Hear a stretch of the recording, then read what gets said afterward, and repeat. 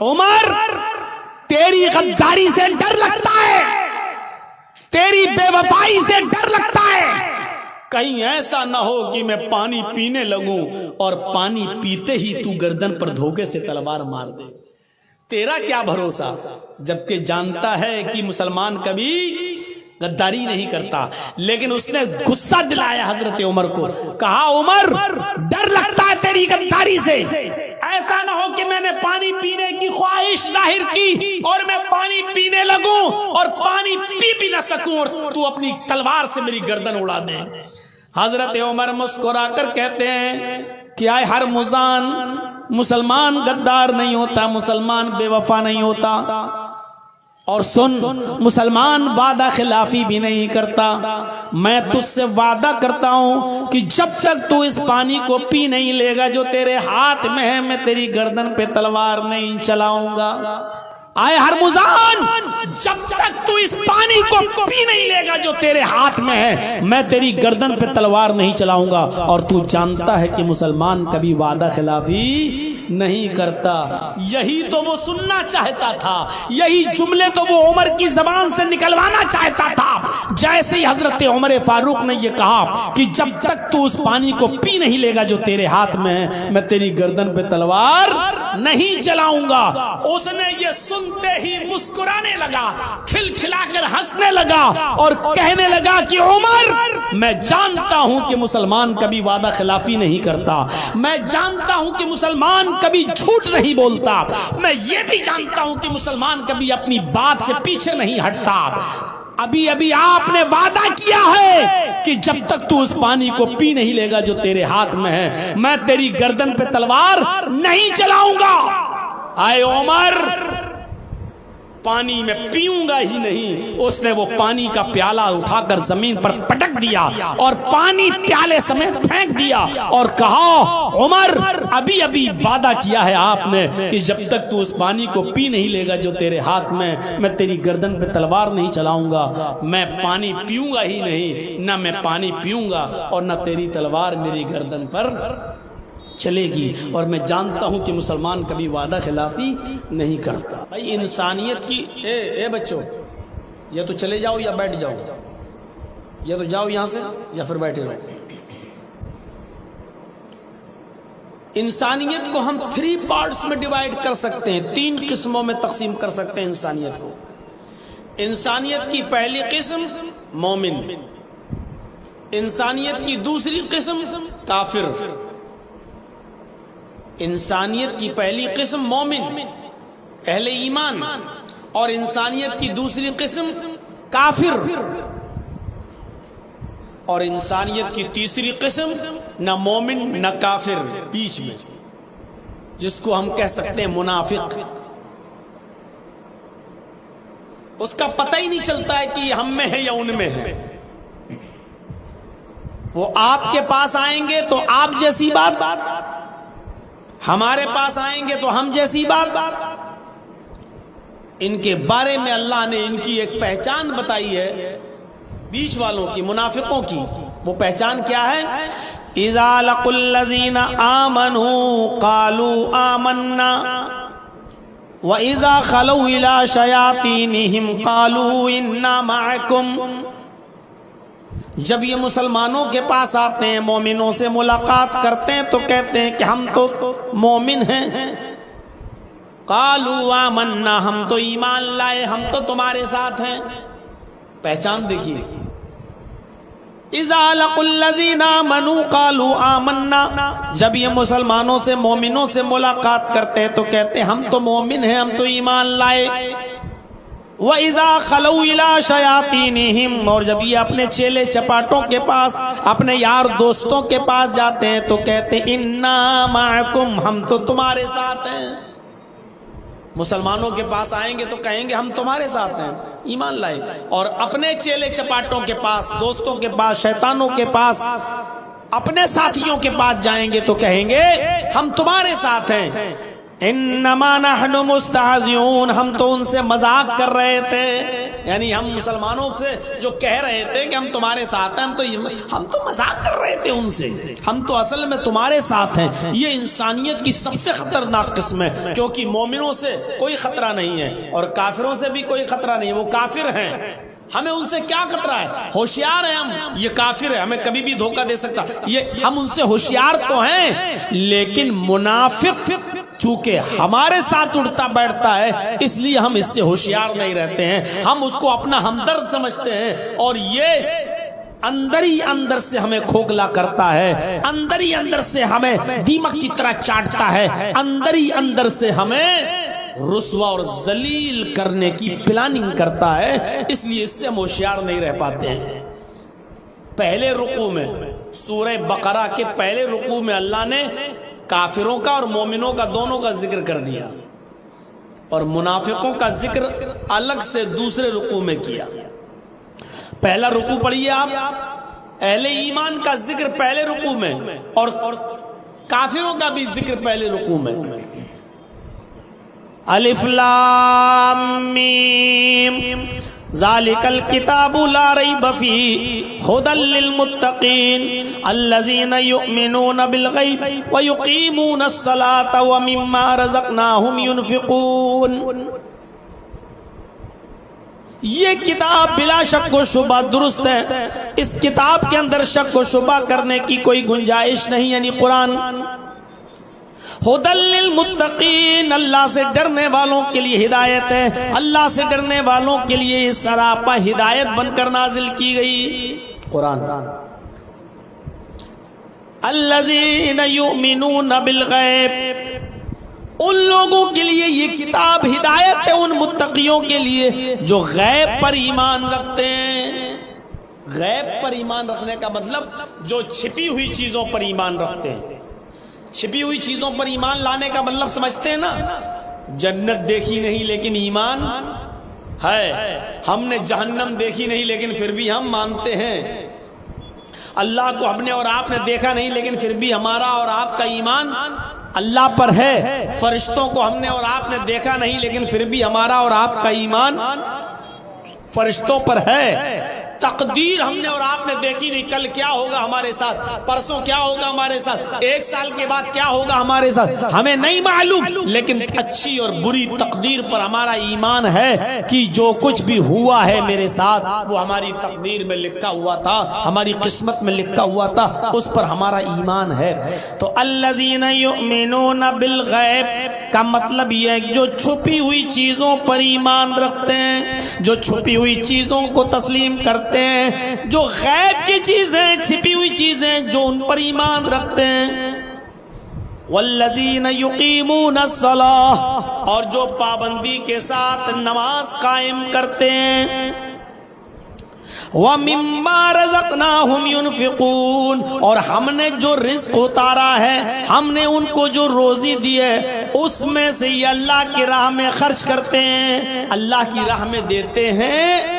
دیکھیے مومنوں کا ذکر ہو رہا ہے، مومنوں کا، اور جو ہم نے ان کو رزق دیا اس میں سے یہ خرچ کرتے ہیں۔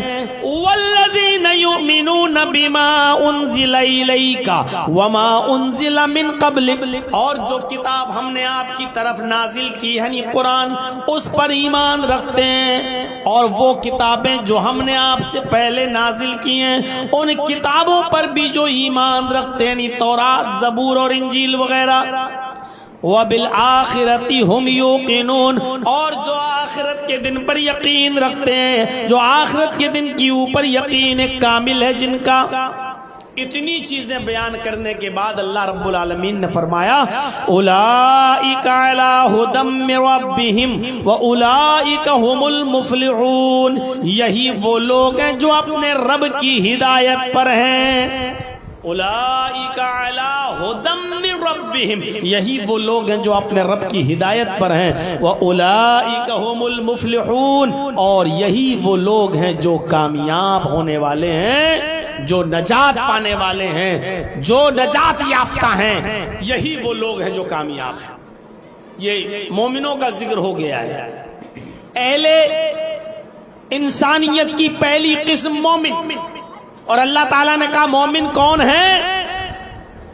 مومن کون ہے؟ جو اللہ کی کتاب کو، قرآن کو بالکل صحیح اور سچی کتاب مانتا ہے۔ مومن کون ہے؟ جو غیب پر چھپی ہوئی چیزوں پر ایمان رکھتا ہے، جنت، جہنم، قیامت اور فرشتے اور اس کے رسول، ان تمام چیزوں پر جو یقین رکھتا ہے، ایمان رکھتا ہے، چھپی ہوئی چیزوں پر، یہ مومن ہیں۔ جو 5 وقت کی نماز قائم کرتے ہیں، ٹائم سے پڑھتے ہیں اور اللہ کے دیے ہوئے رزق سے خرچ کرتے ہیں اور قرآن پر ایمان رکھتے ہیں اور ان کتابوں پر بھی جو ہم نے اتاری ہے، تورات اور زبور اور انجیل، اور قیامت کے دن کے اوپر جو یقین رکھتے ہیں، ان لوگوں کو مومن کہا اور ان لوگوں کو اپنے رب کی ہدایت پر کہا اور ان لوگوں کو کامیاب کہا۔ اللہ نے پہلے رکوع میں اہل ایمان کا ذکر کر دیا ہے۔ آئیے اس رکوع میں اب انسانیت کی دوسری قسم کا بھی ذکر کیا جا رہا ہے۔ انسانیت کی دوسری قسم، اور وہ بھی خطرناک قسم، کون؟ کافروں کا ذکر کیا جا رہا ہے۔ ایمان، اہل ایمان کا ذکر ہو گیا، اب کافروں کا ذکر اللہ تبارک و تعالی نے کیا، اور کافروں کا ذکر دیکھیے کس انداز سے کیا۔ ان الذین کفروا سواء علیہم اانذرتہم ام لم تنذرہم لا یؤمنون۔ جن لوگوں نے کفر کیا، جو کافر ہیں، انذرتہم ام لم تنذرہم، اے محمد صلی اللہ علیہ وسلم آپ ان کو ڈرائیں یا نہ ڈرائیں، آپ ان کو سمجھائیں یا نہ سمجھائیں، لا یؤمنون، یہ ایمان نہیں لائیں گے، یہ ایمان لانے والے نہیں ہیں، مسلمان ہو ہی نہیں سکتے، یہ ایمان نہیں لا سکتے۔ کیوں نہیں لائیں گے ایمان؟ آپ ان کو چاہے کتنا سمجھائیے، یہ مومن نہیں ہوں گے، ایمان نہیں لائیں گے۔ کیوں نہیں لائیں گے؟ ختم اللہ علی قلوبہم وعلی سمعہم وعلی ابصارہم غشاوہ۔ ختم اللہ علی قلوبہم، اللہ رب العالمین نے ان کے دلوں پر مہر لگا دی، وعلی سمعہم، اور ان کے کانوں پر بھی اللہ رب العالمین نے مہر لگا دی۔ ان کے دلوں پر مہر لگ گئی، لاکھ ان کو سمجھاؤ یہ سمجھنے والے نہیں ہیں۔ ان کے کانوں پر بھی مہر لگ گئی، لاکھ ان کو سناؤ یہ سننے والے نہیں ہیں۔ آپ کی بات ان کے دل میں نہیں اترے گی کیونکہ دل پر مہر لگی ہوئی ہے، آپ کی بات ان کے کانوں میں نہیں جائے گی کیونکہ کانوں پر مہر لگی ہوئی ہے۔ وَعَلَىٰ أَبْصَارِهِمْ غِشَاوَةٌ، اور ان کی آنکھوں کے سامنے پردہ ڈال دیا ہے، پردے پڑے ہوئے ہیں، حقیقت ان کو دکھائی نہیں دے رہی ہے، ان کی آنکھوں کے سامنے اللہ نے پردے ڈال دیے ہیں اور ان کو حقیقت سے کوئی شناسائی نہیں ہے، حقیقت ان کو نظر نہیں آ رہی ہے، حقیقت۔ وَلَهُمْ عَذَابٌ عَظِيمٌ، اور اللہ رب العالمین نے ان کے لیے بہت بڑا عذاب تیار کر رکھا ہے، ان کافروں کے لیے بہت بڑا عذاب ہے۔ وَلَهُمْ عَذَابٌ عَظِيمٌ، ان کے لیے بہت بڑا عذاب ہے۔ مومنوں کے لیے کہا یہ اپنے رب کی ہدایت پر ہیں اور یہ کامیاب ہو رہے ہونے والے ہیں، اور کافروں کے لیے کیا کہا؟ ان کے لیے بہت بڑا عذاب ہے۔ اہل ایمان کا اور کافروں کا ذکر کرنے کے بعد اللہ اب تیسری قسم کا جو ذکر کر رہا ہے دوسرے رکوع میں، اس کے لیے الگ سے دوسرا رکوع استعمال کیا گیا۔ غور کیجئے، تیسری قسم جس کا تذکرہ ہم آپ کے سامنے کر رہے ہیں، وہ تیسری قسم کیا ہے؟ وَمِنَ النَّاسِ مَن يَقُولُ آمَنَّا بِاللَّهِ وَبِالْيَوْمِ الْآخِرِ، کچھ لوگ تمہیں ایسے ملیں گے جو نہ مومن ہوں گے نہ کافر ہوں گے، بلکہ ایسے ہوں گے جو اپنی زبان سے کہیں گے ہم اللہ پر ایمان لائے، جو اپنی زبان سے کہیں گے ہم اللہ پر ایمان رکھتے ہیں، ہم اللہ کو مانتے ہیں، اللہ پر ہمارا ایمان ہے، وَبِالْيَوْمِ الْآخِرِ، اور قیامت کے دن کے اوپر ہمارا ایمان ہے، قیامت کے دن کو بھی ہم مانتے ہیں۔ وَمَا هُمْ بِمُؤْمِنِينَ، حالانکہ حقیقت یہ کہ وہ ایمان نہیں رکھتے نہ اللہ پر نہ قیامت کے دن پر۔ پھر وہ ایسا کیوں کہہ رہے ہیں؟ یخادعون اللہ والذین آمنوا، وہ اللہ کو دھوکہ دے رہے ہیں، مومنوں کو دھوکہ دینا چاہتے ہیں، اللہ کو دھوکہ دینے کی کوشش کر رہے ہیں۔ اللہ دھوکے میں آ جائے گا؟ کیا کوئی ہے جو اللہ کو دھوکہ دے دے؟ اللہ کو دھوکہ دینا چاہتے ہیں۔ والذین آمنوا مسلمانوں کو دھوکہ دینے کی کوشش کر رہے ہیں. اللہ نے فرمایا وما یخدعون الا انفسهم، یہ اللہ کو دھوکہ نہیں دے رہے بلکہ اپنے آپ کو دھوکہ دے رہے ہیں. اللہ کو دھوکہ نہیں دے رہے ہیں، یہ اپنے آپ کو دھوکہ دے رہے ہیں. کیسا دھوکہ؟ کیسا؟ میرے پیارے ساتھیوں، ایک آدمی اپنے آپ کو مسلمان تصور کر رہا ہے. جمعے کے دن، سنیچر کے دن مسجد میں نہیں گیا، اتوار کو مسجد میں نہیں دکھا، سوموار کے دن مسجد میں بالکل نہیں گیا، منگل کے دن بھی نہیں گیا، بدھ کے دن بھی مارکیٹ گھومتا رہا، جمعرات کے دن بھی وہ اس کی شکل مسجد میں نہیں دکھی، سنیچر سے لے کر جمعرات تک وہ مسجد میں نہیں گیا، اور جمعے کے دن سب سے آگے والی صف میں بیٹھا ہے، پہلی صف میں بیٹھا ہے. پورے ہفتے مسجد سے غائب، اور آخری دن جمعے والے دن سب سے پہلے مسجد میں آ گیا، اگلی صف میں بیٹھا ہوا ہے. اور ایک صاحب ہیں جو پورے ہفتے مسجد میں آئے، سنیچر کو بھی آئے، اتوار کو بھی آئے، سوم کو بھی آئے، منگل کو بھی آئے، بدھ کو بھی آئے، جمعرات کو بھی آئے، جمعے کو بھی آئے. ان کی کوئی نماز کسی دن کسی وقت کی نہیں چھوٹی، وہ تہجد کی نماز بھی پڑھتے ہیں. اب غور کیجئے گا، جو پانچوں وقت کا نمازی ہے اور تہجد کی بھی نماز پڑھ رہا ہے، وہ اپنے آپ کو کہہ رہا ہے میں مسلمان ہوں، اور جو صرف جمعے کے دن کی نماز پڑھ رہا ہے وہ بھی کہہ رہا ہے میں مسلمان ہوں. غور کیجئے آپ. جرجیت صاحب سنیچر کو مسجد میں نہیں گئے، اتوار کو نہیں گئے، سوموار کو نہیں، منگل کو نہیں، بدھ کو نہیں، جمعرات کو نہیں، اور جمعے کو اگلی صف میں بیٹھے ہیں. اور جرجیت صاحب کے بغل میں جو آدمی نماز پڑھ رہا ہے وہ پانچوں وقت کا نمازی ہے اور ایک وقت کی بھی نماز نہیں چھوٹتی، اور تہجد گزار بھی ہے. اب وہ آدمی سوچ رہا ہے کہ یار یہ جرجیت صاحب تو صرف جمعے مسجد میں آتے ہیں پھر بھی مسلمان ہیں، اور ہم تو پانچوں وقت کی نماز پڑھتے ہیں، تہجد تک کی پڑھتے ہیں، ہم بھی مسلمان ہیں. اور جب پورے ہفتے مسجد میں نہ آ کر صرف جمعے کے دن ہی مسجد میں آ جائیں اور نماز پڑھ لیں تب بھی ہم مسلمان رہیں گے، تو پھر ہمیں پورے ہفتے مسجد میں آنے کی ضرورت کیا ہے؟ میرے بغل میں کوئی ایسا آدمی نماز پڑھنے لگے جمعے کی، اب میں سوچ رہا ہوں یار یہ آدمی صرف جمعے کے دن نماز پڑھنے آتا پھر بھی مسلمان ہے، اور ہم پانچوں ٹائم کی نماز پڑھتے ہیں اور تہجد بھی پڑھتے ہیں تب ہم مسلمان ہیں. اگر ایک ٹائم کی نماز صرف جمعے کے دن مسجد میں آ جانے سے ہمارا اسلام باقی ہے، ہمارا ایمان باقی ہے، ہم پکے مسلمان بن سکتے ہیں، تو ہمیں پانچوں وقت کی نماز پڑھنے کی کیا ضرورت ہے؟ ہمیں تہجد کی نماز میں اٹھنے کی کیا ضرورت ہے؟ ہمیں سردیوں میں ٹھنڈے پانی سے وضو بنانے کی کیا ضرورت ہے؟ میرے بھائیوں، اب ہم یہ سوچ رہے ہیں ہمیں کیا ضرورت ہے؟ جب یہ آدمی صرف جمعے کے دن نماز پڑھ کر مسلمان ہے تو پھر ہمیں بھی جمعے نماز پڑھ لینا چاہیے. ہمیں پانچوں وقت کی کیا ضرورت ہے؟ ہم دھوکے میں آ رہے ہیں. لیکن جو سچا مسلمان ہوگا وہ کبھی دھوکے میں نہیں آئے گا. جو پکا مسلمان ہوگا وہ کبھی دھوکے میں نہیں آئے گا. وہ کیا کہے گا؟ ارے صاحب تم اپنی قبر میں جاؤ گے، میں اپنی قبر میں جاؤں گا، تمہیں اپنا حساب کتاب دینا ہے، مجھے اپنا حساب کتاب دینا ہے. ہم تمہاری قبر میں نہیں جائیں گے اور تم ہماری قبر میں نہیں جاؤ گے.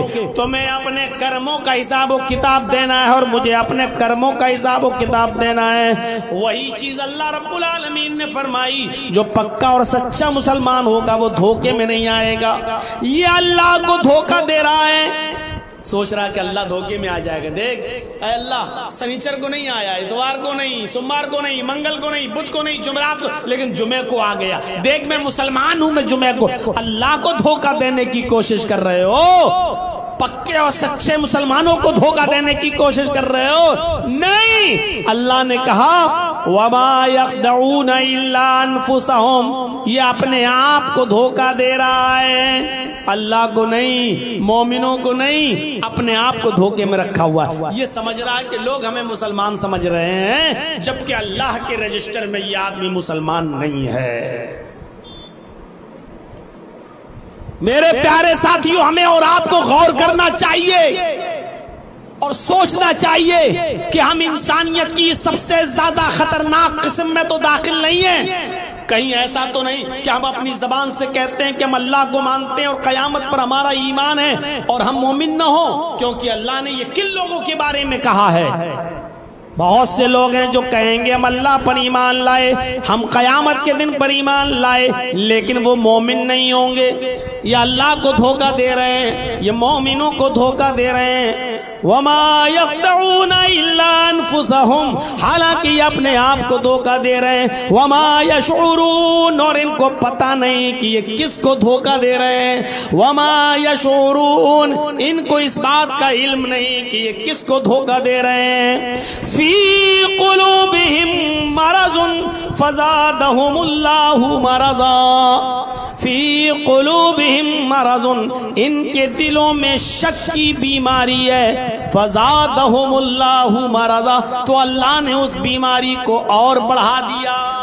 شک کی بیماری ہے, پتہ نہیں, نماز نہیں پڑھیں گے قبر میں عذاب ہوگا, یہ نہیں کریں گے تو قبر میں عذاب, پتہ نہیں قبر میں عذاب ہوتا بھی ہے یا نہیں ہوتا. مریں گے تب دیکھا جائے گا. ہمارے سامنے کتنے لوگ مر جاتے ہیں, کتنے لوگوں کو قبر میں دفن کیا جاتا ہے. کہاں کسی قبر سے چیخنے اور چلانے کی آواز آتی ہے؟ اگر قبر میں عذاب ہوتا ہے تو کسی کے رونے اور چیخنے کی آواز کیوں نہیں آتی ہے؟ پتہ نہیں عذاب ہوتا بھی ہے یا نہیں ہوتا. یہ ملا مولوی ایسے ہی چلاتے پھرتے ہیں, ان کے دلوں میں بیماری ہے شک کی. اسی وجہ سے یہ نیک عمل, اچھے عمل نہیں کر رہے ہیں. کیوں؟ فی قلوبہم مرض, ان کے دلوں میں بیماری ہے. فزادہم اللہ مرضا, تو اللہ نے اس شک کی بیماری کو اور بڑھا دیا ہے. کرتے رہو شک, مرتے رہو اس بیماری میں اور زیادہ. میرے بھائیوں, انسانیت کی اس تیسری خطرناک قسم کا نام ہے منافق. تیسری خطرناک قسم کا نام ہے منافق. اور اللہ کے نبی جناب محمد رسول اللہ صلی اللہ علیہ وسلم نے اس کی پہچان یہ کہہ کر اور بڑھا دی ہے, اور بتا دی ہے کہ ایسا شخص اس کے اندر 3 چیزیں پائی جائیں گی, تب آپ یقین کر لینا کہ یہ پکا منافق ہے.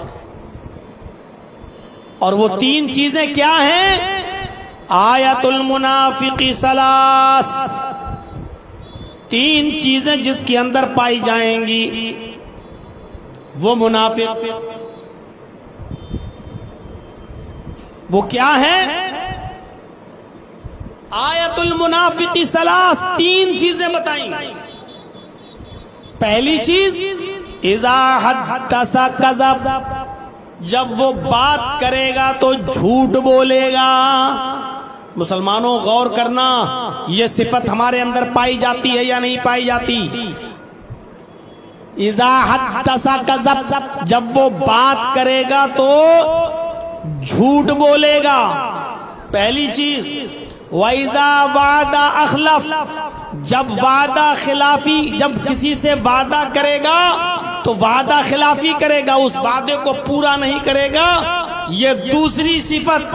اور تیسری صفت, وَإِذَا اؤْتُمِنَ خَانَ, جب اس کے پاس امانت رکھی جائے گی تو امانت میں خیانت کرے گا. یہ تیسری صفت اس کے اندر پائی جائے گی. ان 3 صفتوں کے علاوہ اللہ کے نبی صلی اللہ علیہ وسلم نے فرمایا, اربع من کن فیہ کان فیہ خصلۃ من النفاق. اللہ کے نبی نے فرمایا 4 چیزیں جس کے اندر پائی جائیں گی. ایک حدیث میں 3 اور ایک حدیث میں 4. اس میں وَإِذَا خَاصَمَ فَجَرَ بھی آیا ہے, جب وہ کسی سے لڑے گا, جھگڑا کرے گا تو گالی دے گا, فسق و فجور بکے گا, منہ سے الٹے سیدھے اور گالی والے جملے استعمال کرے گا.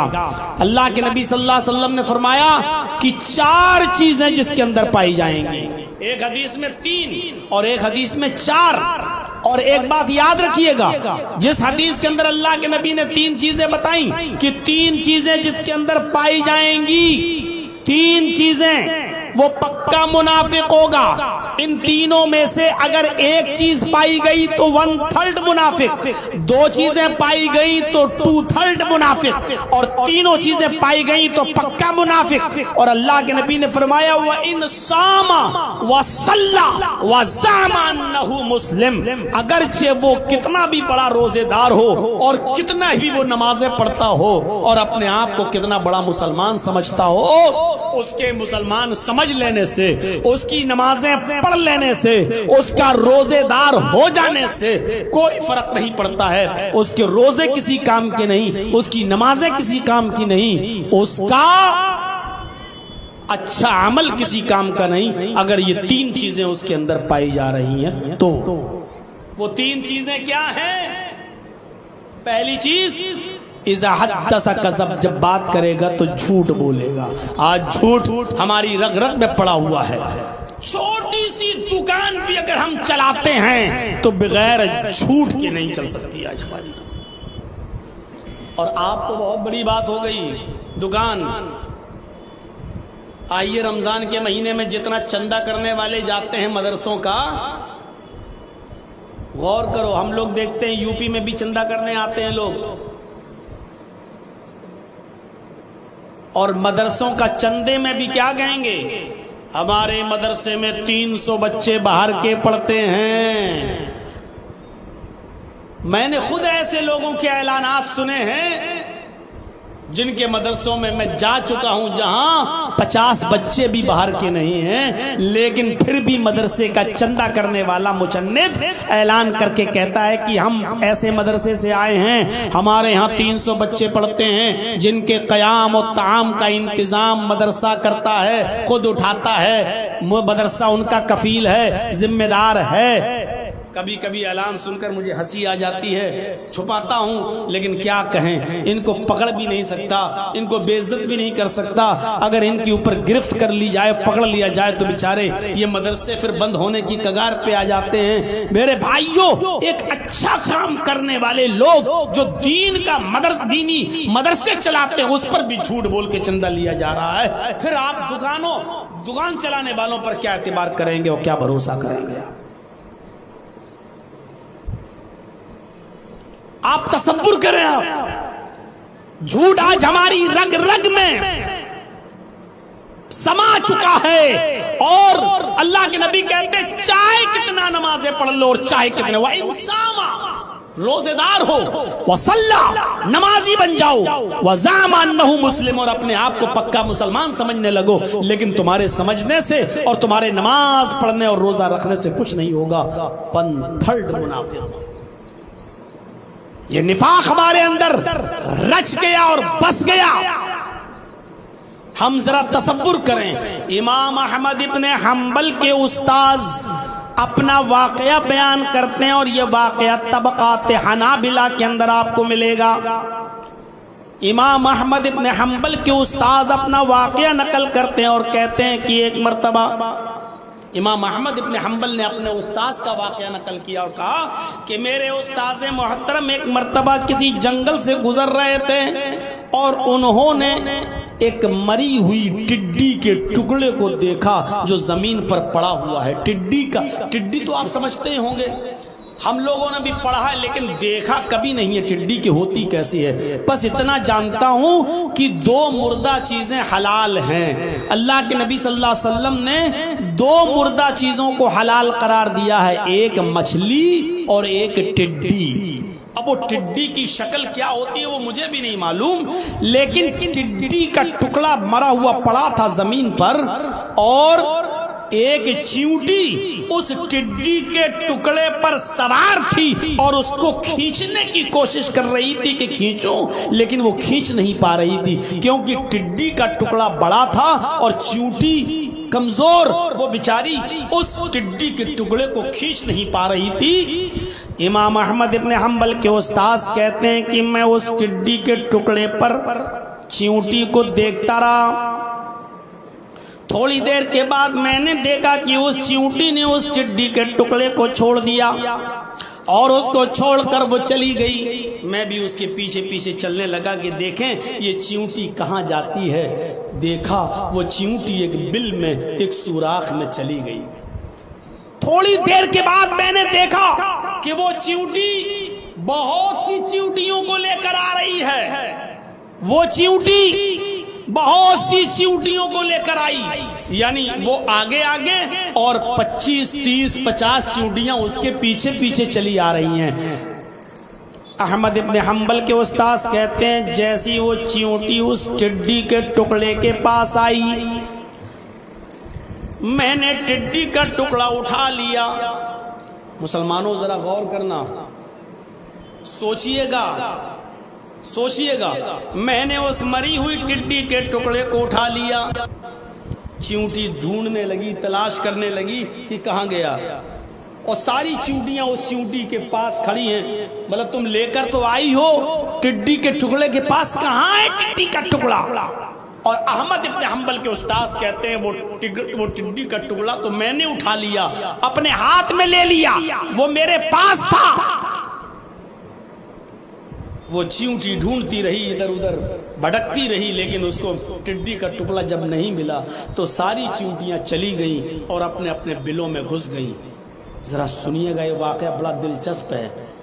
جب ساری چیونٹیاں چلی گئیں لیکن وہ چیونٹی نہیں گئی، پہلی والی جو مری ہوئی ٹڈی کے ٹکڑے پر چڑھی تھی وہ نہیں گئی، وہ اسی جگہ پر کھڑی رہی۔ اس کو توقع تھی، اس کو امید تھی کہ ہم نے تو دیکھا ہے ٹڈی کا ٹکڑا، آخر گیا کہاں؟ جب وہ چیونٹی وہیں رہ گئی اور ساری چیونٹیاں اپنے بلوں میں چلی گئیں تو احمد ابن حنبل کے استاذ کہتے ہیں میں نے پھر ٹڈی کا ٹکڑا اس چیونٹی کے پاس لا کر رکھ دیا۔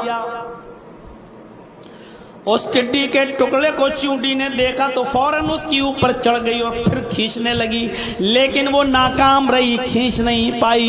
اس نے جلدی سے اس ٹڈی کے ٹکڑے کو چھوڑا اور پھر دوڑتی ہوئی بھاگتی ہوئی پھر وہ بل میں گئی، اور پھر بل سے تمام چیونٹیوں کو لے کر پھر آئی۔ 25 30 50 چیونٹیوں کو لے کر جب وہ دوبارہ آئی اور جیسی وہ اس ٹڈی کے ٹکڑے کے قریب پہنچی، میں نے ٹڈی کے ٹکڑے کو پھر اٹھا لیا۔ ساری چیونٹیاں پھر کھڑی ہیں، گویا کہ اس سے پوچھ رہی ہوں کہاں ہے ٹڈی؟ تم بار بار ہم کو کہہ کے لاتی ہو اور یہاں تو کچھ ملتا ہی نہیں ہے۔ وہ چیونٹی منڈلاتی رہی لیکن ٹڈی کا ٹکڑا اس کو کہیں نہیں ملا۔ ساری چیونٹیاں اس کو چھوڑ کر چلی گئیں پھر، اور اس چیونٹی کو پھر وہیں پر چھوڑ دیا۔ وہ چیونٹی پھر وہیں کھڑی رہی کہ دیکھیں آخر گیا کہاں؟ میں نے تو ٹڈی کے ٹکڑے کو یہیں پر دیکھا تھا، وہ گئی، ٹڈی گئی تو کہاں گئی؟ احمد ابن حنبل کے استاذ کہتے ہیں کہ میں نے پھر رکھ دیا اس ٹڈی کے ٹکڑے کو۔ وہ چیونٹی پھر اس کو کھینچنے لگی اور جب نہیں کھینچ پائی تو تیسری بار گئی اور بل سے بہت سی چیونٹیوں کو لے کر آئی۔ جب وہ چیونٹیاں تیسری بار آئیں میں نے ٹڈی کے ٹکڑے کو پھر اٹھا لیا کہ دیکھیں یہ چیونٹیاں کیا کرتی ہیں۔ اب ساری چیونٹیوں کو غصہ آیا۔ احمد ابن حنبل کے استاذ کہتے ہیں میں نے اپنی آنکھوں سے دیکھا کہ ساری چیونٹیاں اس ایک چیونٹی پر جو بار بار بلا بلا کر لا رہی تھی ان چیونٹیوں کو، اس کے اوپر ٹوٹ پڑی اور اس چیونٹی کو مار ڈالا، اس کے پیر اکھاڑ دیے، اس کا سر تن سے جدا کر دیا، اس چیونٹی کو مار ڈالا، اس چیونٹی کے ٹکڑے ٹکڑے کر دیے۔ امام احمد ابن حنبل کے استاذ کہتے ہیں کہ ایک چیونٹی کی جان میری وجہ سے گئی۔ میں ٹڈی کے ٹکڑے کو اٹھا لیتا تھا، میری وجہ سے ایک چیونٹی کی جان گئی، وہ ایک الگ بات ہے، لیکن میں نے یہ اندازہ لگایا، میں نے یہ سوچ لیا کہ جھوٹ چیونٹیوں کے اندر بھی برا سمجھا جاتا ہے، جھوٹ کو چیونٹیاں بھی پسند نہیں کرتی ہیں، اور جھوٹ چیونٹیوں کے اندر بھی محبوب نہیں مانا گیا ہے، اور ایک جھوٹی چیونٹی کو بھی چیونٹیاں اپنے معاشرے میں، اپنے سماج میں زندہ نہیں رہنے دیتی ہیں۔ جھوٹی چیونٹی پر ساری چیونٹیاں چڑھ بیٹھی اور اس کو مار ڈالا۔ نوجوانوں سوچو، میرے ساتھیوں سمجھو کہ ایک جھوٹ چیونٹیوں کے اندر بھی کتنا غلط ہے کہ چیونٹیاں بھی کسی جھوٹی چیونٹیوں کو اپنے سماج میں نہیں رہنے دیتی، لیکن ہمارے سماج میں تو जो जितना बड़ा झूठा होगा उतना बड़ा नेता होगा हमारे समाज में। और जो सबसे अच्छा झूठ बोल ले वो सबसे बड़ा नेता माना जाएगा। और आप अच्छी तरीके से जानते हैं कि इस वक्त सबसे बड़ा झूठा कौन है। उसका नाम लेने की जरूरत भी नहीं है और इसीलिए मैंने चैनल वालों को बंद करता हूं। मैंने नाम भी नहीं लिया लेकिन ये थंबनेल बनाकर अभी तक नाम भी डाल देते और कल अपनी दुकान चलाने के लिए लिख भी देते कि मौलाना ने इस देश के प्रधानमंत्री को कहा सबसे बड़ा झूठा, और मोदी की तस्वीर भी बना देते और मेरा भी फोटो लगा देते, क्योंकि इनकी दुकान इन चैनल वालों की इसी से चल रही है। इसलिए हर जलसे में इनका बंद होना और इनको रोकना अब बहुत जरूरी हो चुका है, क्योंकि ये इस्लाम के साथ मजाक खिलवाड़ कर रहे हैं, खिलवाड़ कर रहे हैं। ये जलसे और तकरीरें नहीं यूट्यूब पे डाल रहे हैं, ये थंबनेल बना बना कर पोस्ट कर रहे हैं और उल्टे सीधे थंबनेल बना रहे हैं। इसलिए इन पर पाबंदी लगाना और इन पर नकेल कसना बेहद जरूरी हो चुका है। तो मेरे प्यारे साथियों, आप देख रहे हैं जो शानदार झूठ बोल ले, जो खूबसूरत झूठ बोल दे, उसको सबसे बड़ा सियासी और राजनीतिक और पॉलिटिकल इंसान माना जाता है, उसको सबसे बड़ा नेता माना जाता है जो जितना अच्छा और जितना शानदार झूठ बोलता है। झूठ चींटियों के अंदर भी बुरा समझा गया। अल्लाह के नबी जनाब मोहम्मद रसूलुल्लाह सल्लल्लाहु अलैहि वसल्लम फरमाते हैं कि जब कोई इंसान झूठ बोलता है, जब कोई इंसान झूठ बोलता है तो उसके मुंह से इतनी गंदी बदबू निकलती है। जब कोई इंसान झूठ बोलता है तो उसकी मुंह से इतनी गंदी बदबू निकलती है कि उसकी बदबू से फरिश्ता जो उसके इर्द गिर्द होता है, जो फरिश्ता उसके आसपास होता है, 1 मील की दूरी पर भाग जाता है। उस झूठे इंसान के मुंह से जब झूठ निकलता है तो उस झूठ की बदबू से फरिश्ता 1 मील दूर भाग जाता है, उसको छोड़ देता और 1 मील दूर। बताइए, अच्छे फरिश्ते, नेक फरिश्ते, नेकियां लिखने वाला फरिश्ता भी झूठ की बदबू से 1 मील दूर भाग जाता। यह है झूठ का हाल। झूठ मेरे भाइयों, सिर्फ अपने 2 मुसलमान भाइयों को अगर रूठ गए हैं, नाराज हैं, तो उनको मनाने के लिए झूठ बोला जा सकता है।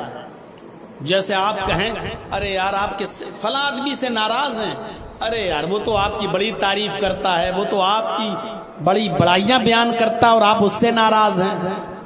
और उस आदमी से ये कहें कि तुम इस आदमी से नाराज हो, ये आदमी तो आपकी बहुत तारीफ करता है। यानी दोनों को बनाने में और करीब करने में अगर झूठ भी बोलना पड़े तो अल्लाह के नबी सल्लल्लाहु अलैहि वसल्लम फरमाते हैं कि वहां झूठ बोलना जायज है, वहां झूठ बोलकर तुम उन लोगों को मना लो। लैसल कद्दाब अल्लज़ी युस्लिहु बैनन नास। लोगों को मनाने में और लोगों को एक करने में, लोगों को जोड़ने में अगर झूठ बोलना पड़े तो वहां झूठ बोल दो। झूठ बोलने वाले को कज़्ज़ाब नहीं लिखा जाएगा, झूठा नहीं लिखा जाएगा। यहां झूठ बोला जा सकता है अगर किसी को किसी से मनाना हो तो। और एक झूठ उस वक्त बोलना जायज है जब आपकी बीवी नाराज हो, या बीवी के लिए झूठ बोलना जायज है उस वक्त जब उसका शौहर उससे नाराज हो।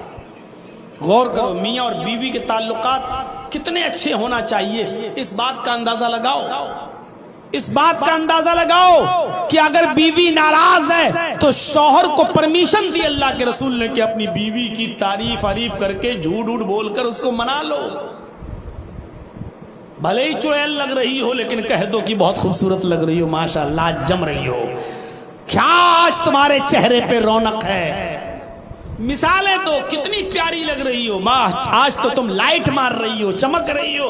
चाहे भले ही वो चुड़ैल सी लग रही हो लेकिन झूठ बोल के उसको मना लो। آپ کا کچھ نہیں بگڑے گا۔ ایسے موقع پر شریعت نے اجازت دی ہے کہ آپ اپنی بیوی کو منانے کے لیے، اس کو راضی کرنے کے لیے بھی جھوٹ بول سکتے ہو تو بولو، کیونکہ شیطان کو سب سے زیادہ خوشی کب ہوتی ہے؟ جب وہ میاں اور بیوی کے درمیان ناراضگی پیدا کر کے طلاق تک کی نوبت لاتا ہے، تب شیطان کو سب سے بڑی خوشی ہوتی ہے۔ اللہ کے رسول نے شیطان کی اس خوشی پر ہتھوڑا مارتے ہوئے فرمایا کہ اگر تمہارے جھوٹ بولنے سے تمہاری بیوی راضی ہو رہی ہو تو اس کو منا لو، اور بیوی کو اجازت دی کہ اگر تمہارے جھوٹ بولنے سے شوہر خوش ہو رہا ہے تو اپنے شوہر کو راضی کر لو، اپنے شوہر کو منا لو۔ اور بالفرض محال مان لو اگر طلاق تک کی نوبت آ گئی اور شوہر بالکل طلاق دینے پہ آمادہ ہے اپنی بیوی کو غصے میں، تو بیوی کو اجازت اور شریعت نے چھوٹ دی کہ وہ طلاق سے بچنے کے لیے ہر وقت اپنے شوہر کے ارد گرد رہے، میک اپ کرے، زیب و زینت اختیار کرے، شوق سے اچھے کپڑا پہنے، خوشبو لگائے اور اپنے شوہر کے ارد گرد رہے، تاکہ شوہر کا دل اپنی بیوی پر آ جائے اور اس کو بلا لے اور اپنے قریب کر لے اور اس کو اپنے بستر پر لا کر راضی کر لے اور منا لے۔ میرے بھائیوں، اس بات کی اجازت دی ہے شریعت نے۔ تو منافق کی پہلی پہچان کیا ہے؟ اللہ کے نبی صلی اللہ علیہ وسلم نے فرمایا، نبی اکرم نے کہ آیت المنافق الثلاث وَإِن صَامَ وَصَلَّى وَزَعَمَ أَنَّهُ مسلم۔ اس کے بعد فرمایا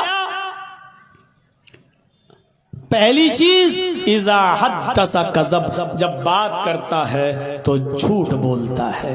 تو جھوٹ بولنے والا منافق ہے، اگرچہ وہ کتنی بھی نمازیں پڑھ لے، روزے رکھ لے، اور وہ اپنے آپ کو کتنا بڑا مسلمان تصور کر لے۔ پہلی چیز۔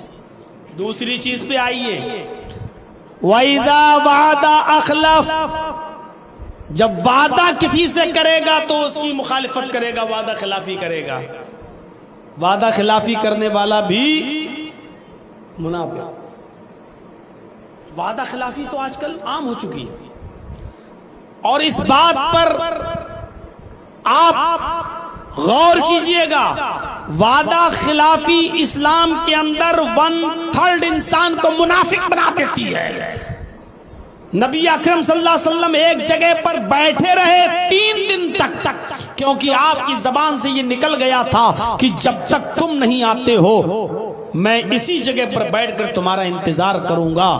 ایک یہودی سے اللہ کے نبی صلی اللہ علیہ وسلم نے یہ بات کہہ دی تھی کہ جب تک تم نہیں آتے ہو میں تمہارا اسی جگہ پر بیٹھ کر انتظار کروں گا۔ وہ یہودی گیا اور اپنے گھر جا کر اس کام کو بھول گیا جو کرنے آیا تھا، نہیں کر سکا وہ کام۔ تو 3 دن کے بعد اچانک اس کا گزر اسی راستے سے ہوا، اس نے محمد رسول اللہ کو اسی راستے پر بیٹھا ہوا دیکھا، وہ قریب آیا اور کہنے لگا، اے محمد ابن عبداللہ، آپ یہاں بیٹھے ہیں؟ اللہ کے نبی نے فرمایا، ہاں میں نے تو آپ سے کہا تھا نا کہ جب تک تم نہیں آ جاتے میں تمہارا انتظار کروں گا یہاں بیٹھ کر۔ اس نے کہا، اے محمد ابن عبداللہ، میں تو بھول گیا تھا، اس لیے مجھے یاد ہی نہیں رہا، مجھے تو آپ کو دیکھ کر اب یاد آیا، میں تو بھول گیا۔ اللہ کے نبی نے کہا، تم بھول گئے لیکن میں نے اپنا وعدہ نہیں بھولا، میں اپنا وعدہ نہیں بھولا، مجھے یاد ہے۔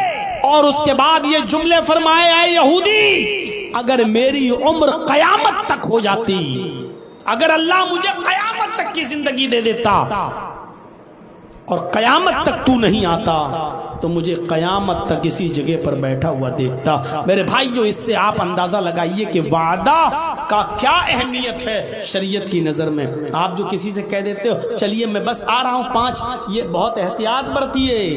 5 منٹ اور 10 منٹ کا جو جملہ نکل جاتا ہے ہمارے اور آپ کے منہ سے، یہ بڑا خطرناک جملہ ہے۔ 10 منٹ میں آ رہا ہوں تو 10 منٹ کا مطلب یہ کہ 9 منٹ میں آپ اس کے پاس پہنچ جائیے، 11 منٹ نہ ہونے پائے۔ یہ اسلام سکھلاتا ہے، یہ اسلام۔ میں آپ کے پاس 2 بجے آؤں گا انشاءاللہ، ٹھیک ہے، اب آپ 1:59 پر اس کے گھر پہنچ جائیے، 2:01 مت ہونے دیجئے۔ یہ سکھلاتا ہے اسلام۔ یہ وعدہ خلافی اسلام سے نکال دیتی ہے انسان کو، اور خاص طور پر مسلمان کو۔ میرے پیارے ساتھیوں، حضرت عمر فاروق رضی اللہ تعالیٰ عنہ کے زمانے میں ایک شخص پکڑ کے لایا گیا جس کا نام تھا ہرمزان۔ اس کو کچھ لوگوں نے ہرمز بھی لکھا ہے، لیکن تاریخ کے صحیح مورخین نے اس کا نام ہرمزان لکھا ہے۔ جب وہ پکڑ کے لایا گیا، وہ پکا کافر تھا، قاتل تھا کئی صحابہ کا۔ اس کو جب پکڑ کے لایا گیا ہرمزان کو، تو حضرت عمر فاروق رضی اللہ تعالیٰ عنہ کی خدمت میں پیش کیا گیا۔ حضرت عمر فاروق نے کہا اس آدمی کو اپنی گرفت میں لے لو اور جمعے کے دن اس کی گردن اڑا دو۔ لہٰذا جس دن وہ گرفتار ہو کر آیا وہ اتوار کا دن تھا۔ اتوار، سوموار، منگل، بدھ، جمعرات تک اس کو صحابہ نے اپنے پاس رکھا، اور جمعے کے دن جمعے کی نماز کے بعد اس کو قتل کرنے کے لیے اس کو لے آئے۔ اس کی گردن پر تلوار ماری جائے گی، اس کو میدان مقتل میں جہاں سزا دی جاتی تھی وہاں اس کو لایا گیا۔ جب وہاں لایا گیا تو حضرت عمر فاروق رضی اللہ تعالیٰ عنہ نے جلاد کو حکم دیا تلوار پکڑو۔ اس نے تلوار پکڑی اور ہرمزان سے کہا ہرمزان تیرا آخری دن ہے، ابھی تیری گردن تن سے جدا کر دی جائے گی، ابھی تیری گردن کاٹ دی جائے گی، یہ بتا کہ تیری آخری کچھ تمنا ہے، تیری آخری کوئی خواہش ہے، کیا تو کچھ چاہتا ہے؟ تو ہرمزان نے کہا اے امیر المومنین، اے عمر ابن خطاب، میری آخری تمنا تو ہے، میں چاہتا تو ہوں کہ کچھ آپ سے کہوں، لیکن مجھے ڈر ہے کہ کہیں آپ ہماری آخری تمنا کہیں ایسا نہ ہو کہ پورا نہ کریں۔ میں آخری تمنا ظاہر کروں اور آپ اسے پورا نہ کریں، اس لیے کیا فائدہ آخری تمنا پیش کرنے سے؟ فرمایا اے ہرمزان بتا تیری آخری تمنا کیا ہے، بول تو صحیح تیری آخری آرزو کیا ہے، اگر پورا کرنے کی ہوگی تو میں ضرور پورا کروں گا۔ اس نے کہا امیر المومنین میری آخری تمنا بہت چھوٹی ہے اور آپ اسے پورا کر بھی سکتے ہیں، لیکن مجھے ڈر یہ لگتا ہے کہ کہیں ایسا نہ ہو کہ آپ میری اس چھوٹی سی تمنا بھی پوری نہ کریں۔ کہا اچھا بتا تو صحیح تیری آخری تمنا کیا، میں پوری کروں گا، اگر پوری کرنے کی ہوگی تو میں پوری کروں گا۔ اس نے کہا اے امیر المومنین میری ایک ہی تمنا ہے، اس تمنا میں دو خواہشیں جڑی ہوئی ہیں۔ تمنا تو ایک ہی ہے لیکن خواہشیں دو جڑی ہوئی ہیں۔ پہلی تمنا میری خواہش یہ ہے کہ آپ مجھے اپنے ہاتھ سے قتل کریں، میں جلاد کے ہاتھ سے نہیں مرنا چاہتا، میں جلاد کے ہاتھ سے نہیں کٹنا چاہتا، تلوار آپ اٹھائیں، اس لیے کہ آپ جب کسی کی گردن پر تلوار چلاتے ہیں تو آپ کا ہاتھ ہلتا ڈلتا نہیں ہے، اور ایک ہی دفعے میں اس کی گردن تن سے جدا ہو جاتی ہے، وہ پھنستی نہیں ہے، وہ کہیں اٹکتی نہیں ہے، اور ایک ہی بار میں آپ جس کو قتل کرتے ہیں اس کی گردن تن سے جدا ہو جاتی ہے۔ دوستو امید کرتا ہوں کہ آپ حضرات نے اس بیان کو پورا سنا ہوگا۔ بیان کیسا لگا کمنٹ میں ضرور بتانا، اور اپنے دوستوں اور رشتہ داروں کو شیئر ضرور کرنا۔ اللہ تعالی ہم سب کو اس بیان پر عمل کرنے کی توفیق عطا فرمائے۔ تو دوستو پھر ملتے ہیں اگلی ویڈیو میں، جب تک اپنا خیال رکھیے، ہمیں دعاؤں میں یاد رکھیے۔ السلام علیکم ورحمۃ اللہ وبرکاتہ۔